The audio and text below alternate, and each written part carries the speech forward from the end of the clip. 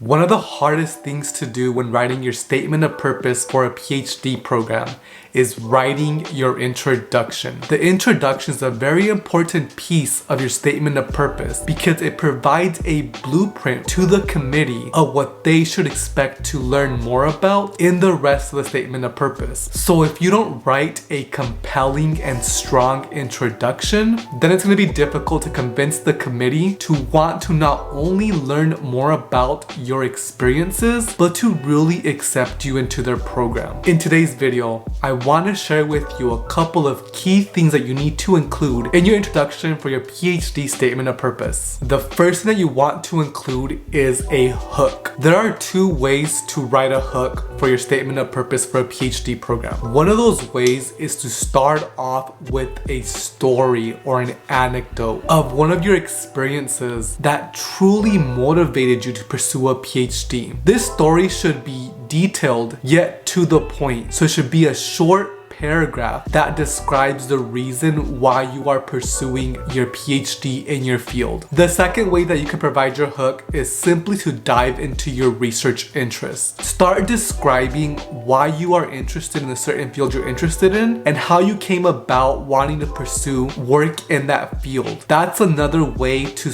really convince the committee of why a PhD is the next step in your career. Once you have established a hook, the next thing you need to do is talk about those research interests. So you want to do this in a broad sense and then go more detail. The reason why is because broadly you want to give the committee an idea of what your research agenda might look like when you're done with your career. Obviously a PhD is a research degree, but you're not going to be working on various projects at the PhD level. They want to know what you're going to be doing with this PhD and what your research might look like outside of your PhD program. So you want to start with a broad explanation of what type of questions you might be asking in your field. Then you want to follow that broad statement with the specific statement. The specific research statement should relate to something you want to explore as a PhD student. Give the committee an idea of what you might want to research for your dissertation. Then you also want to state your clear career goals. What do you want to do after your PhD? Make sure that that's clear, concise, and detailed. Do you want to become a researcher? And if you do, what type of researcher or professor? What do you want to teach as a professor? So you can say something like, I plan to become a professor at a tier 1 research institution in the United States in order to explore and then insert your field. Moreover, I want to develop and implement a research center that focuses on your topic,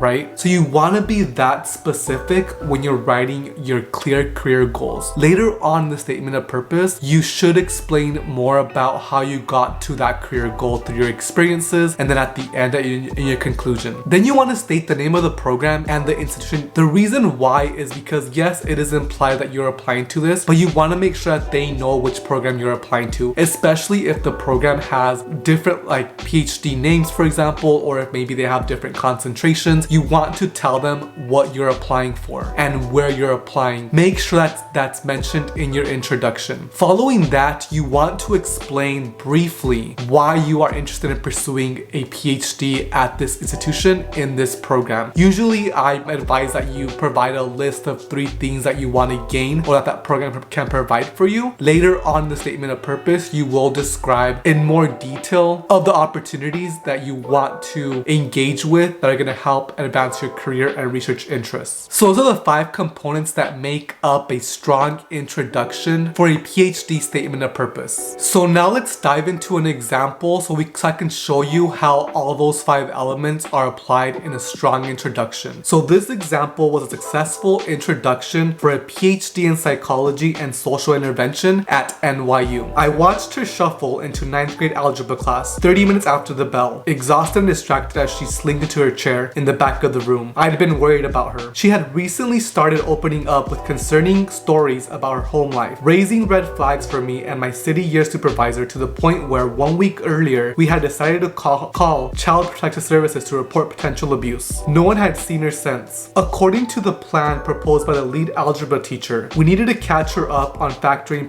polynomials right away. For reasons outside our control, passing the final exam was required for graduation, and the girl's performance on that exam will reflect directly on the teacher and the school. Yet, as her mentor, I knew that she needed something else in that moment. I quietly moved my chair to sit next to her, and for a few moments, we breathed as she slowly became more present and ready for the day ahead. So in this part of the introduction, the applicant started off with an anecdote. As you can see, this applicant chose one experience. Oftentimes when I read statement of purposes for PhD programs, people write so many experiences in one, or they talk about their experience broadly, or they cluster a bunch of different things into one small paragraph. The key to a successful introduction that's compelling is to focus on one experience. So we see here that this is a classroom experience of one student, not a whole collection of students. Just one student that this applicant wrote about. And so slowly we start to learn about this applicant's experience. We know that this applicant is part of the city year program. We know this applicant is working at the education level in 9th grade. We know that this applicant is also interested in possibly social emotional learning, because at the end, the last question, she was talking about breathing techniques. So this is a great introductory anecdote because it provides the reader with a bunch of information about the applicant without the applicant having to say, I was a member of city year and I also taught